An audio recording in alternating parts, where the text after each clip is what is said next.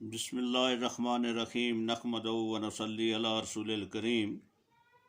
इन्ना सलाती व नुसुकी व महयाया व मामाती लिल्लाहि रब्बिल आलमीन। मैं खादम अली अफसर दरबार आलिया मुड़ा शरीफ अभी आपको हजूर शेर शाह गाजी गौसे ज़मां कुतुब दौरान क़य्यूम वक्त मंबा जूदो इरफान फ़ख्रुल औलिया मुफस्सिर कुरान नायब रसूल सल्लल्लाहु अलैहि वसल्लम ताजदार मौलवी आला हज़रत अलहाज पीर हारून रशीद साहब रहमतुल्लाह अलैह की तफसीर जो उन्होंने लिखी है और बयान फरमाई है। पहली जिल्द में से सूरत बकरा की आयत नंबर 45 और 46 आपको पढ़कर अभी सुनाऊँगा। हस्ब इजाज़त खादिम इस्लाम अमीर सिलसिला आलिया निस्बत रसूली सल्लल्लाहु अलैहि वसल्लम गौसे-ए-ज़मां कुतुबुल इरशाद मंबा जूदो इरफान पीर तरीक़त राहबर शरीयत नायब रसूल सल्लल्लाहु अलैहि वसल्लम जनाब अलहाज पीर डॉक्टर गुलाम मोहम्मद गौर नज़ीर गौर साहब मदज़ल्लहु वाली सजादा नशीन मरकज़ी दरबार आलिया मोड़ा शरीफ। अल्हम्दुलिल्लाह, अल्लाह ताला का लाख लाख शुक्र है कि मालिकुल मुल्क ने अपनी याद की तौफीक और मौका अता फरमाया। लाखों और करोड़ों दरूद हज़रत मोहम्मद मुस्तफ़ा सल्लल्लाहु अलैहि वसल्लम पर, जिनके तफ़ैल मालिकुल मुल्क ने ये मेहरबानी अता फरमाई।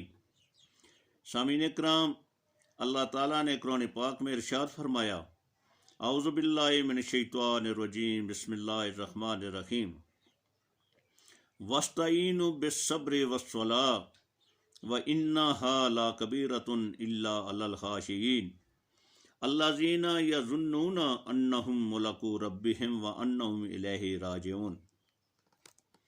आयत नंबर 45 और 46। और मदद तलब करो सब्र और नमाज के साथ, बेशक ये बहुत गिरां है मगर उन लोगों के लिए नहीं जो खशियत रब्बानी रखते हैं, जो यकीन रखते हैं कि उन्होंने अपने रब के साथ मुलाकात करनी है और उन्होंने उसी की तरफ लौट कर जाना है। इससे पहले अल्लाह ताला ने इरशाद पाक फरमाया कि अपने बदन को और अपनी दौलत को नमाज और ज़कात से पाक करो अगर तुम ईमान ले आए हो तो। अपने अमाल को दुरुस्त करो। सबसे पहले अपने अमाल दुरुस्त करने वाले ये हैं कि नमाज बाकायदा पढ़ो और ज़कात दो। नमाज से तुम्हारे बदन पाक हो जाएंगे, वो बदन जो अल्लाह ताला ने तुम्हें अता फरमाया है, जिसका एक बाल भी कोई ताकत अता नहीं कर सकती, एक नाखन कोई चीज़ अता नहीं कर सकती, एक नाखन कोई कारखाना नहीं बना सकता। उस मालिकुल मुल्क के कितने बड़े एहसानात हैं, उसका शुक्र अदा करो। उसका शुक्र अदा इस तरह होता है कि तुम उसकी याद में रहो। उसकी याद इस तरह करो कि पांचों वक्त उसके सामने सरब सजूद हो। इस तरह सरब सजूद हो कि जिस तरह तुमको नबी पाक सल्लल्लाहु अलैहि वसल्लम ने सिखाया है, जिसे नमाज कहा जाता है, जो 5 वक्त अदा की जाती है, जो अपने वक्त पर अदा की जाती है, जिसके औकात के मतलब जबरील अलैहिस्सलाम ने अव्वल और आखिर वक्त में आकर नबी पाक सल्लल्लाहु अलैहि वसल्लम को बता दिया, जिसका तरीका भी बता दिया, जिसकी इज्जत और अजमत भी बता दी। इससे तुम पाक हो जाओगे, तुम्हारे बदन की ज़कात निकल जाएगी, तुम्हारा जिस्म वो जिस्म होगा जो अल्लाह ताला के शुक्रगुजार बंदे का जिस्म होता है, जिस पर कायनात की हर चीज़ सलाम भेजती है और जिसको इज्जत और तकरीम की नज़र से हर चीज़ देखती है कि हमारा मालिक व खालिक, जिसने इस बंदे पर बेशुमार एहसानात फरमाए, ये इन एहसानात को मानने वाला है और मालिक को याद करने वाला है। तुम अपना दूसरा अमल ये दुरुस्त करो कि तुम जो इस जिस्म और दिमाग से दौलत जमा करते हो और ख्याल करते हो कि ये तुम्हारी अपनी कमाई हुई है, वो दरअसल तुम्हारी दौलत नहीं, वो अल्लाह ताला की दौलत है, क्योंकि उसने तुमको अता की है उसी के दिए हुए दिमाग से तुमने हासिल की, उसी के दिए हुए हाथों से तुमने हासिल की, उसी की दी हुई ज़बान से तुमने हासिल की, इसलिए उसी की चीज़ है, ये तुम्हें उसने अता फरमाई है, इसलिए उसका भी शुक्र तुम इस तरह अदा करो जिस तरह उसने फरमाया है। इस तरह तुम्हारी दौलत भी पाक हो जाएगी और ये साबित भी हो जाएगा कि तुम उस मालिक के हुक्म को सब चीज़ों पर फौकियत देते हो। वो दौलत जिससे तुम मोहब्बत और प्यार करते हो, उसके हुक्म के मुताबिक उसकी रज़ा में खर्च करना अपने लिए सादत समझते हो और इस तरह एक दूसरे की मुसीबत और तकलीफ़ में भी मदद भी होगी, जो इस्लाम की रूह और ज़िंदगी है। अल्लाह ताला इस हुक्म के बाद अब ये फरमा रहा है कि तुम बहुत कमज़ोर हो, होशियार हो जाओ। तुम जो अमल करते हो वो खुद नहीं करते, बल्कि इस अमल के साथ तुम्हारा दुश्मन शैतान है, जो इतना कवि और चालाक दुश्मन है, जो बहुत से फरेब जानता है, जो तुम्हारे खून के साथ रगों में दौड़ता है और तुम्हारे दिल पर कब्जा जमाता है। इसलिए वो तुम्हें इन अमाल से रोकेगा। उसके हमलों से बचने के लिए, उसके फरेब से बचने के लिए तुम सब्र और नमाज से मदद हासिल करो। ये दो चीज़ें तुम्हारे हथियार हैं। अगर ये तुमने इख्तियार कर ली तो फिर तुम अपने दुश्मन के मुकाबले में कामयाब हो जाओगे, तुम गालिब हो जाओगे और शैतान मगलूब हो जाएगा। अब देखना ये है कि ये दोनों चीज़ें क्या हैं। सब्र का मतलब है अपने आप को रोक कर रखना। किस चीज़ से रोक कर रखना? उस चीज़ से रोक कर रखना जिससे अल्लाह ताला ने मना फरमाया है, यानी हर वो ख्याल, हर वो अमल, हर वो कौल जिससे अल्लाह ताला ने मना फरमाया है। इससे अपने आप को बाज रखने और रोक रखने को सब्र कहा जाता है। जो शख्स अपने आप को इस तरह रोक रखता है और अल्लाह ताला के हुक्म के मुताबिक ज़िंदगी गुजारता है, वो सही मुत्तकी इंसान बन जाता है।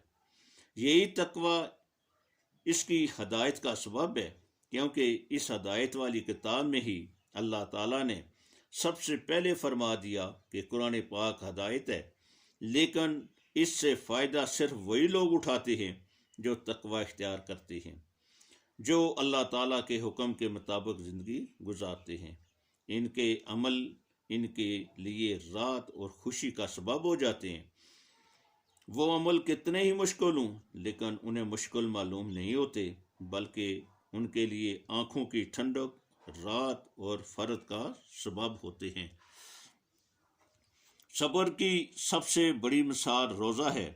जब इंसान अल्लाह ताला के हुक्म के मुताबिक रोज़ा रखता है, उसको सख्त प्यास भी होती है, पानी भी मौजूद होता है और खिलवत में भी होता है, लेकिन वो पानी नहीं पीता, इस ख्याल से कि मुझे अल्लाह ताला ने मना फरमाया हुआ है। जब वो इस ख्याल पर अमल करता है कि मालिकुल मुल्क के हुक्म के मुताबिक ज़िंदगी गुजारनी है, तो मालिकुल मुल्क उसकी इतनी मदद फरमाता है कि वो रोज़ा खुशी से गुजार देता है और कोई तकलीफ़ महसूस नहीं करता। हालांकि रोज़ा ना हो और प्यास लग जाए तो हर एक आदमी ने तकरीबन आजमा कर देखा है कि बहुत मुश्किल है कि वो सब्र करे और पानी ना पिए, लेकिन रोज़े की हालत में प्यासा होने के बावजूद सब्र करना इस इरादे की बरकत की वजह से होता है जो अल्लाह ताला की रज़ा के लिए इंसान कर रहा होता है। इस तरह नमाज के मुताल्लिक़ पहले भी बहुत कुछ कहा जा चुका है। नमाज मोमन की मेराज है। ये अल्लाह ताला और उसके बंदे का एक रिश्ता है जिसे मुस्तकिल और इस्तवार किया जाता है। नमाज बेहयाई और गुनाह से बचाती है। ये हर तकलीफ मुसीबत को दूर करती है और इसके एहसास को भी मिटा देती है। अल्लाह ताला के बंदे जो अल्लाह ताला की याद करने वाले हैं, सब्र करने वाले हैं, सही दिल से नमाज पढ़ने वाले हैं, वो अपनी मुसीबतों का इलाज इसी इरादे, इसी ख्याल और इसी अमल से करते हैं। वो सब्र से तकवा इख्तियार करते हैं। वो अल्लाह ताला की बारगाह में सरब सुजूद होते हैं। इनकी सारी मुश्किलें आसान हो जाती हैं और वो सब पर गालिब हो जाते हैं। हज़रत अब्दुल्ला बिन अब्बास रज़ी अल्लाह ताला अन्हु का फर्जंद फौत हो गया। लोगों ने अर्ज की कि जनाब, आपका लड़का जिसको आप बहुत चाहते थे, जिससे आप बहुत मोहब्बत करते थे, वो फौत हो गया।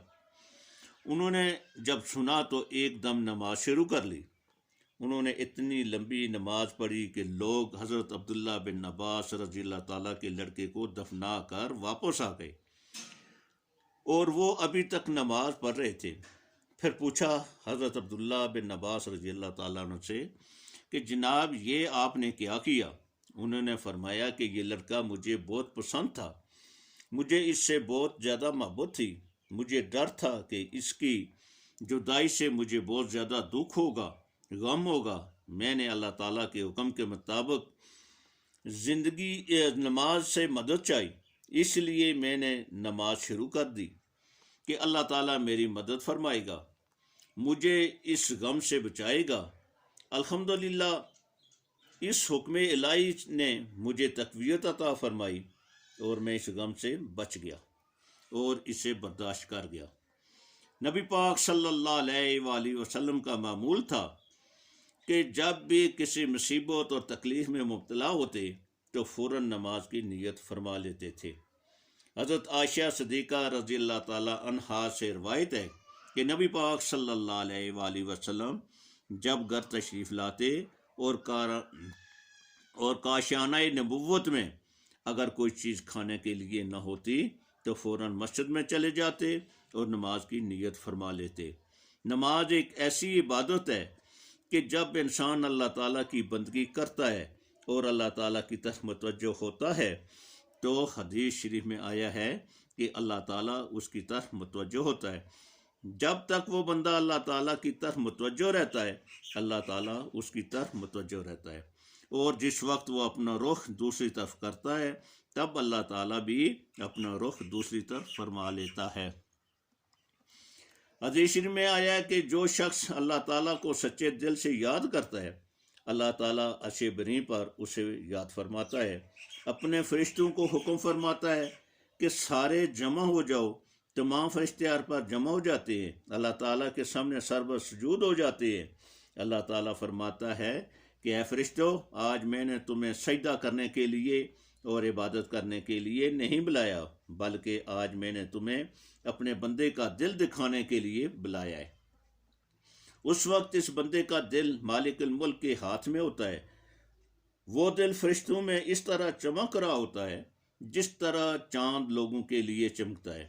अल्लाह ताला फरमाता है कि ऐसा बंदा जब मेरी इबादत करता है तो मैं अपने और उसके दरमियान एक खिड़की बना देता हूँ जहाँ से वो मुझे देखता रहता है और मैं उसे देखता रहता हूँ। जिस इंसान की ये कैफियत हो जाती है और इसी कैफियत से वो नमाज पढ़ता है तो फिर उसे क्या गम रह सकता है। उसे अल्लाह ताला के दीदार और याद से जो सुरूर हासिल होता है वो इस तरह उसे अल्लाह ताला की तरफ मुतवज्जो कर देता है कि उसके सामने दुनिया की हर चीज़ हेच हो जाती है।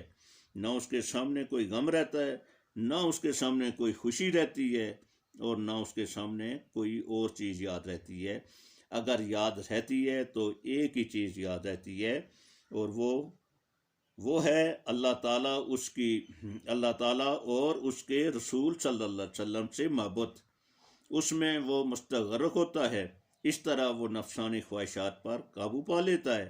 सब्र और नमाज से मदद हासिल करके शैतान और दुनियावी ख्वाहिशात से निजात हासिल करके उन पर वो गालिब आ जाता है और वो अल्लाह ताला का सही बंदा बन जाता है। 9, 10, 11 जून अभी जो जुम्मा हफ्ता इतवार आने वाला है, इसमें हुजूर पीर साहब गौसल मुअज़्ज़म राबर आज़म तरीक़त निस्बत रसूली आला हज़रत पीर नज़ीर अहमद रहमतुल्लाह अलैह शेर शाह गाजी पीर अरूण रशीद साहब का उस मुबारक हो रहा है। उसमें ख़ुद भी हाज़िर हूँ और लोगों को भी दावत दें, दुआ में लाजमी हाज़िर हूँ। आमीन व मा अलैना इल्लल बलागुल मुबीन।